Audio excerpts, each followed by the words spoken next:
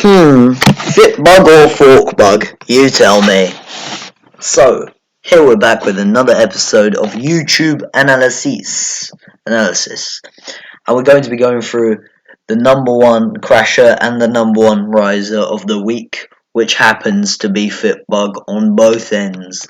Fitbug had effectively six-bagged on a rumour of some sort of takeover straight after they released an RNS saying they've secured customers for 14,000 staff at this chain. They have classified the name, but if you search up, you'll find a $37 billion Chinese company.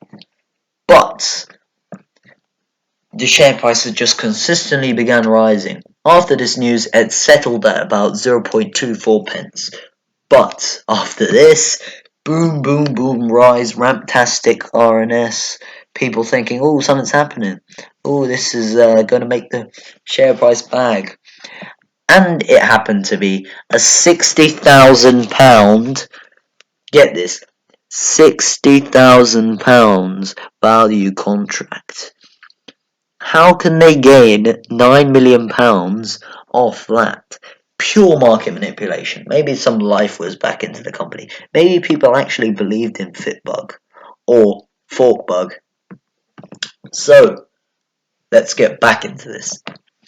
Immediately after that RNS had came out, the share price had crashed to I think 0.30 on ask. Stupidly, I hadn't purchased, thinking it was going to go much lower to the pre-levels of that statement, but I realised that was the levels of before all the money was in and tons of people put money in. It was a huge disaster, a lot of hype.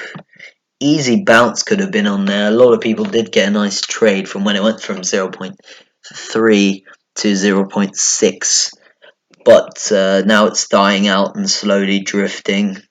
There's two targets on it really if someone were holding.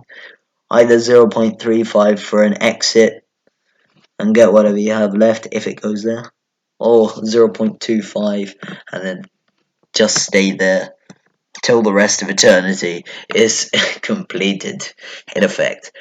So, as you can see, there's a lot of people typing in the chat, and there are a lot of jokes being cracked here.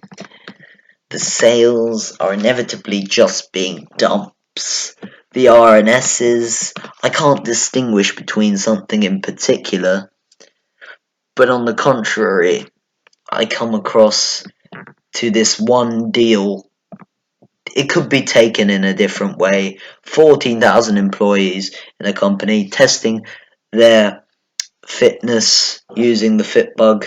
If you sign that kind of a deal, maybe the company's back into action. Maybe they could be worth 3 times what they are now. But it's just they never had that life in them. This is almost as if it's artificial. One can just not buy it. That restoration RNS and the trading update was nothing significant. It basically said they had 60 grand from a contract. They have a significant amount of debt, as you can see here. And they have a huge loss. That huge loss was the reason why people were so hyped into it. I cannot understand why.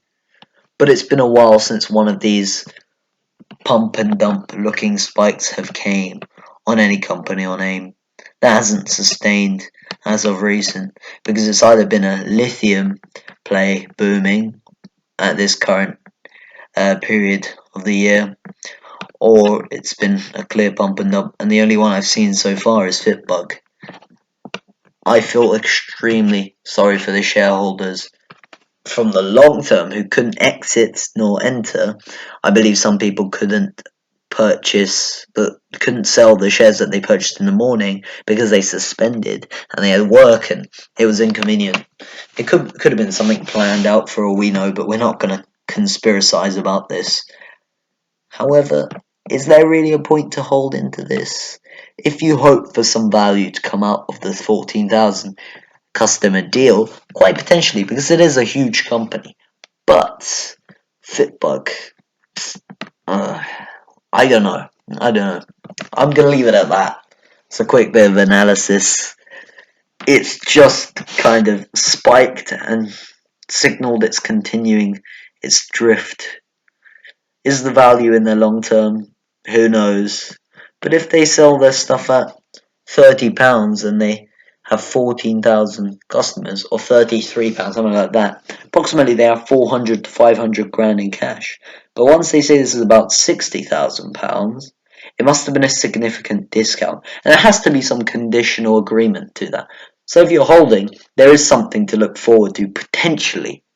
Because is there anything more you can lose than from holding before this? So if you're a long-term holder, you're not going to endure many pain than you did the day before the spike on Tuesday 17th of January. But I don't suppose there are many long-term holders in this.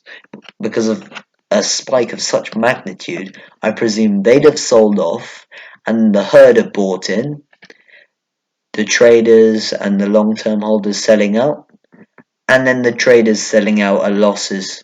And that's what calls for a consolidation in the share price. So I think it would just go to the 0.2s and stay in particular. That's a conclusion for this episode of YouTube Analysis.